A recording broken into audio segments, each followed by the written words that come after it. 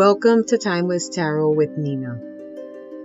My goal is to teach tarot in an easy to understand way, focusing on one card every week. I merge qualities of the characters of the tarot with storytelling in order to give you a better understanding of each card, who they are, and what they represent. This week we'll be looking at Strength, the 8th trump card of the Major Arcana.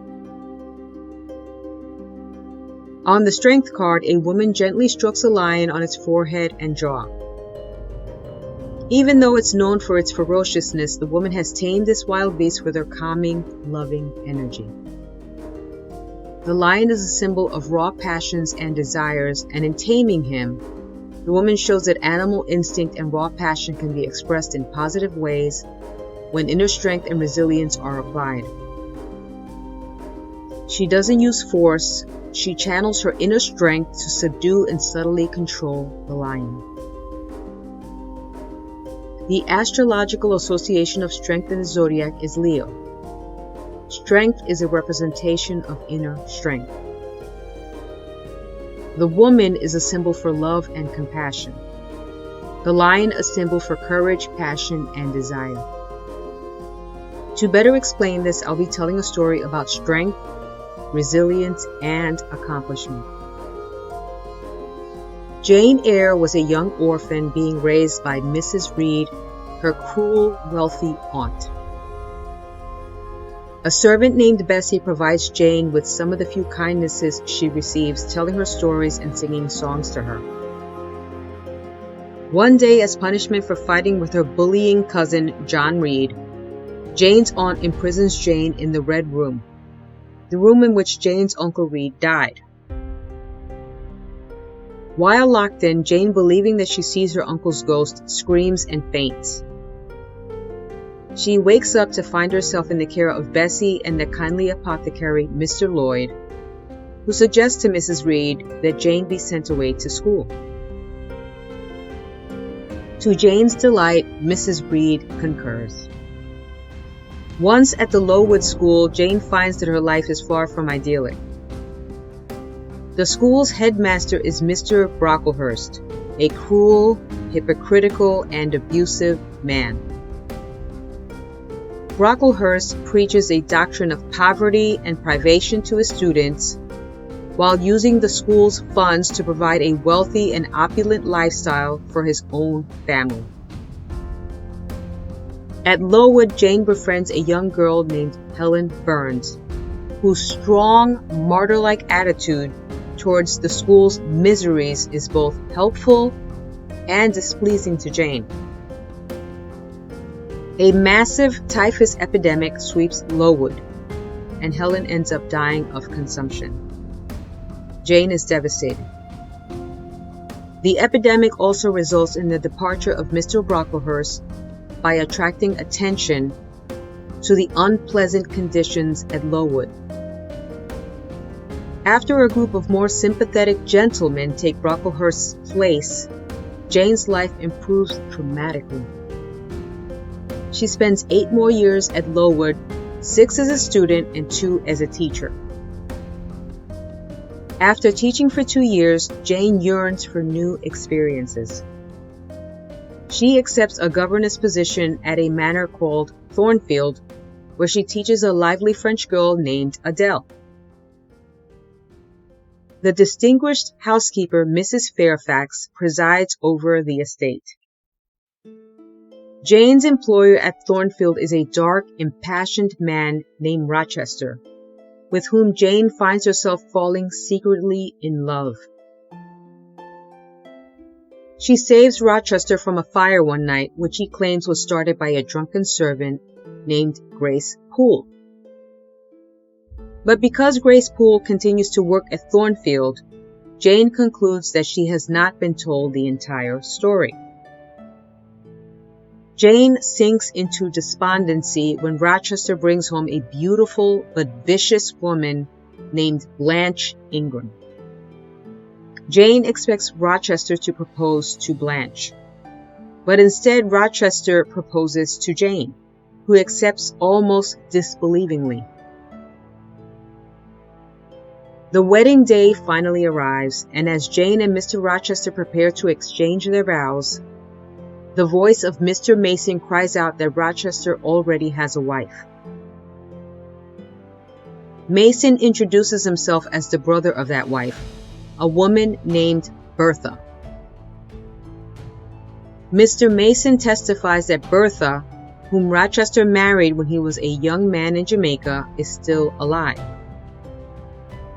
Rochester does not deny Mason's claims, but he explains that Bertha has gone mad. He takes the wedding party back to Thornfield, where they witness the insane Bertha Mason scurrying around on all fours and growling like an animal. Rochester keeps Bertha hidden on the 3rd story of Thornfield and pays Grace Poole to keep his wife under control. Bertha was actually the real cause of the mysterious fire earlier in the story. Knowing that it's impossible for her to be with Rochester, Jane flees Thornfield. Penniless and hungry, Jane is forced to sleep outdoors and beg for food. At last, 3 siblings who live in a manor, alternatively called Marsh End and Morehouse, take her in. Their names are Mary, Diana, and St. John Rivers, and Jane quickly becomes friends with them. St. John is a clergyman, and he finds Jane a job teaching at a charity school in Morton.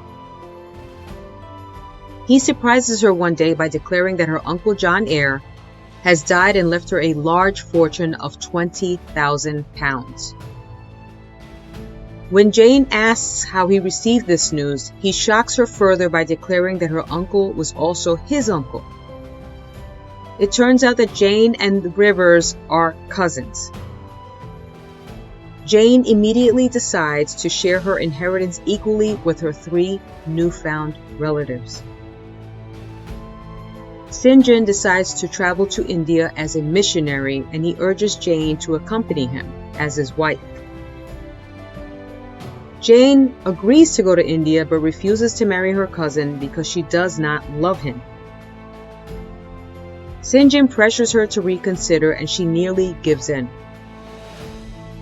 However, she realizes that she cannot abandon forever the man she truly loves, when one night she hears Rochester's voice calling her name over the moors.